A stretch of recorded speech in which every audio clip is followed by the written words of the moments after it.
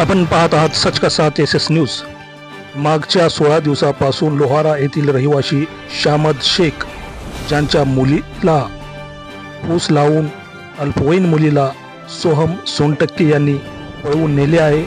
5 महिने झाले मुलीचा शोध लागत नाही, आरोपी अटक होत नाही, म्हणून शामद शेख आमरण उपोषणास बसले होते। उदगीर ग्रामीणचे पीआय राजकुमार पुजारी यांनी 3 पथके मुलीच्या शोधास पाठवले आहे व 10 दिवसापर्यंत मुलीचा शोध घेऊन पकडून आरोपीला अटक करण्यात येईल असे पत्रात आश्वासन दिले व ज्यूस पाजवून त्यांचे उपोषण सोडवले।